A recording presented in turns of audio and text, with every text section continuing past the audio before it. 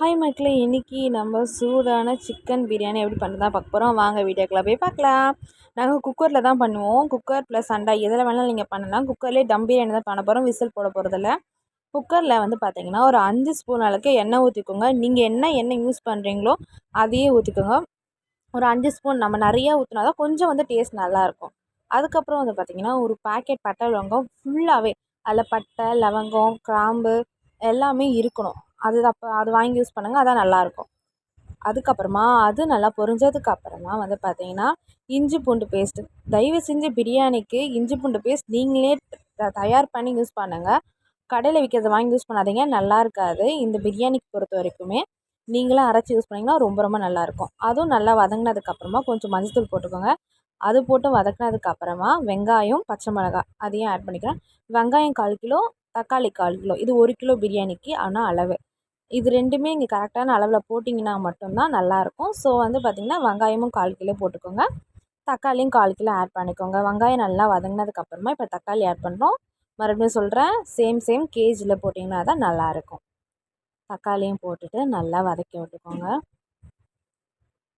நல்லா வதங்கட்டும். நல்லா வதங்கினா தான் வந்து பார்த்திங்கன்னா செம்ம டேஸ்ட்டாக இருக்கும். உங்களுக்கு வதக்கும் போதே வந்து பார்த்திங்கன்னா ஸ்மெல் நல்லாவே வரும். ஓகேங்களா? எல்லாமே நல்லா வதங்கினதுக்கப்புறமா வந்து பார்த்திங்கன்னா 1 கிலோ சிக்கன் நம்ம வாங்கி வச்சுருக்கோம். அந்த 1 கிலோ சிக்கனையும் வந்து நல்லா வாஷ் பண்ணிவிட்டு ஆட் பண்ணிக்கோங்க. நல்லா வதக்கி விட்டுக்கோங்க. அது நல்லா ஃப்ரை ஆகிற அளவுக்கு நல்லா வதங்கட்டும். இது இப்போ நம்ம மசாலா என்னென்னு ஆட் பண்ண போகிறோன்னு நான் காட்டுறேன் வாங்க. நான் தட்டில் கொட்டியிருக்கேன். பிரியாணி மசாலா வந்து பார்த்திங்கன்னா அரை பேக்கெட் ஃபுல்லாகவே ஆட் பண்ணியிருக்கோம். பிரியாணி மசாலாவை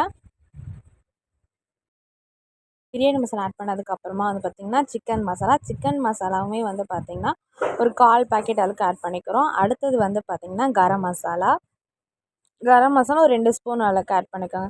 உங்களுக்கு அரை பேக்கெட் 1/4 பேக்கெட் வந்து அளயான தெரியல அப்படின்னா 2 ஸ்பூன் ஆட் பண்ணிக்கோங்க. அண்ட் வெறும் மிளகாத்தூள் 1 ஸ்பூன் ஆட் பண்ணிக்கோங்க. கல் உப்பு ஆட் பண்ணியிருக்கோம் நாங்கள். நீங்கள் நார்மல் உப்பு ஆட் பண்ணிங்கன்னா அதையும் ஆட் பண்ணிக்கோங்க, ஒன்றும் பிரச்சனை இல்லை. அதுக்கப்புறம் வந்து பார்த்திங்கன்னா நல்லா வதக்கி விட்ருங்க. அரிசியை வந்து பார்த்திங்கன்னா வந்து அட்லீஸ்ட் ஒரு 1/2 hour ஆச்சும் அது ஊறணும். பாஸ்மதி ரைஸில் பண்ணுறீங்கன்றதுனால இப்போ வந்து புதினா கொத்தமல்லி போட்டு அதையும் நல்லா வதக்கி விட்ருங்க.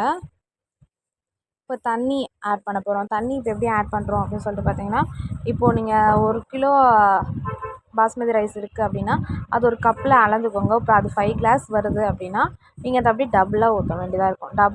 அதாவது 10 கிளாஸ் ப்ளஸ் 1 கிளாஸ் மாதிரி ஊற்றுற மாதிரி இருக்கும். ஏன்னா நம்ம சிக்கன் மசாலா எல்லாமே போட்டிருக்கோம், நிறையா போட்டிருக்கோன்றதுனால எக்ஸ்ட்ரா தண்ணி தான் நம்ம ஊற்றுற மாதிரி இருக்கும். கம்மியாக ஊற்றிடாதீங்க, தீஞ்சிரும்.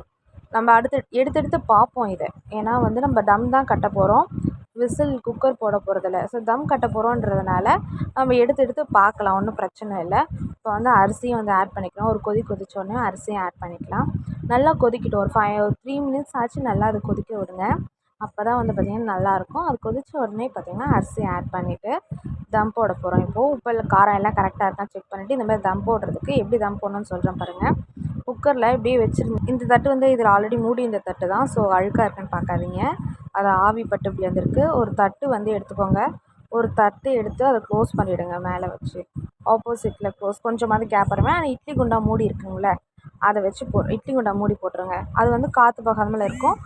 நல்லாவும் வெந்துடும் உங்களுக்கு அரிசி. ஃபைனலாக உங்கள் பிரியாணி வெந்ததுக்கப்புறம் இப்படி தான் இருக்கும். இந்த ரெசிபியை கண்டிப்பாக ட்ரை பண்ணி பார்த்துட்டு கமெண்ட் பாக்ஸில் கமெண்ட் பண்ணுங்கள். தேங்க்யூ ஃபார் வாட்சிங் திஸ் வீடியோ.